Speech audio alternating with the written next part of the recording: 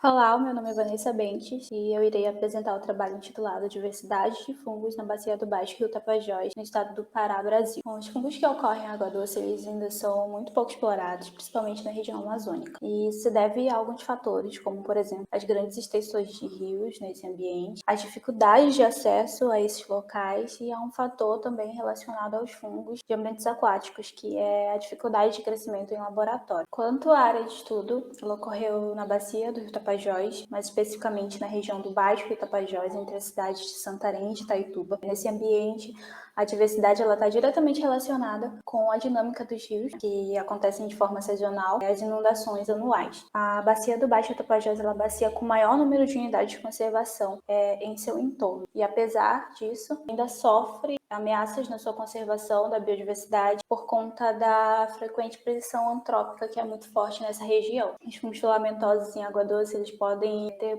muitas formas de entrada, como por exemplo a desviação do solo, águas da chuva, ou eles podem ser carreados também pelas correntes de ar, mas principalmente pela deposição de material vegetal que ocorre principalmente em regiões de igapó, que são regiões formadas naturalmente, anualmente, por conta dessas inundações, onde as florestas elas acabam sendo inundadas e tendo essa interação entre a floresta e rio. O objetivo principal desse trabalho foi avaliar a diversidade de fungos filamentosos de ocorrência na Bacia do Baixo Rio Tapajós. Para isso, se iniciou com as coletas das amostras nos meses de novembro de 2020, junho e setembro de 2021, nos pontos de coleta Parauá, Surucuá, Cametá, Apacê, Cauaçuepá, Barreiras, Santarenzinho e Itaituba, que são comunidades ao longo do Baixo Rio Tapajós. Após a coleta, elas foram submetidas à técnica de diluição seriada e essas amostras elas foram isoladas e identificadas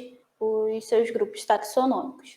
Após essa identificação, elas foram submetidas às análises dos seus índices de diversidade, similaridade, equitabilidade e também a distribuição espacial das espécies em relação à distância da foz, ao longo dos trechos amostrados. Com relação aos resultados obtidos, foram isolados um total de 55 fungos filamentosos e eles foram distribuídos através da identificação taxonômica 12 grupos taxonômicos. As leveduras, apesar de terem sido isoladas, mas não identificadas, elas constam em algumas das nossas análises, como por exemplo da frequência. E a gente pode observar alguns grupos, alguns gêneros aqui ocorrendo em maior frequência, como por exemplo Pensilium, gênero Aspergillus e o grupo Micelle sterilia, que é um grupo que a gente não obtém a esporulação dele em laboratório e a gente não consegue identificar o gênero ou a espécie. Também um destaque para as leveduras, que elas corresponderam a 27% das amostras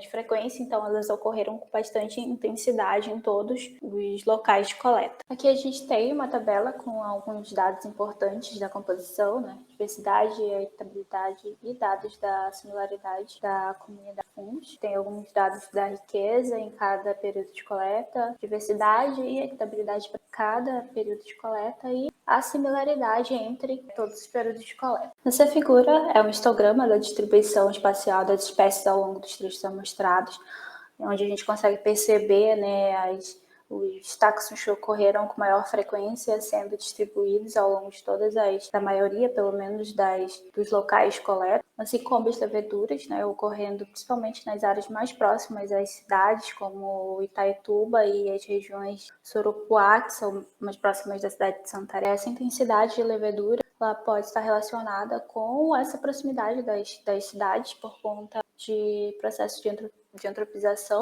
No caso de Santarém, pode estar relacionado com o despejo do esgoto doméstico, de forma inadequada. E em Itaituba pode estar relacionado com a questão da mineração, que acaba intensificando essa sedimentação e as leveduras acabam funcionando aí como um bioindicador de poluição mais próximas dessas cidades. Em conclusão, a gente observa que os gêneros Penicillium e Aspergillus eles foram os taxons mais frequentes identificados, assim como as leveduras que não foram identificadas, mas foram coletadas, correspondendo a 27% das amostras. O maior valor de diversidade registrado em novembro corresponde ao período final final da seca, e o coeficiente de Sorensen, que é a singularidade entre todos os períodos de coleta, de 0,363. A equitabilidade ela demonstrou que as espécies elas estão bem distribuídas ao longo dos períodos de coleta,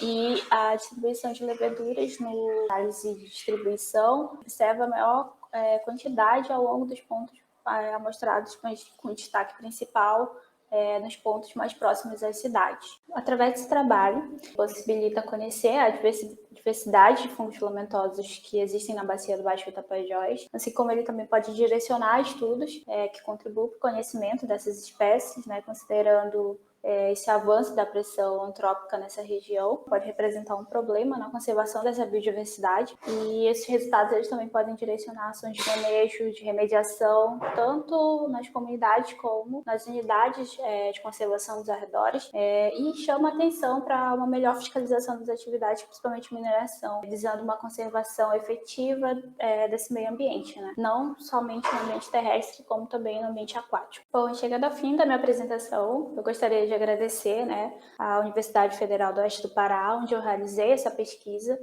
por meio do Laboratório de Micologia e Bioensaios. Agradecer à Fundação Amazônia de Amparo e Estudo Pesquisa, qual fomentou a minha pesquisa de iniciação científica, e, por fim, ao Encontro de Iniciação Científica do ICMBio. Muito obrigada pela atenção.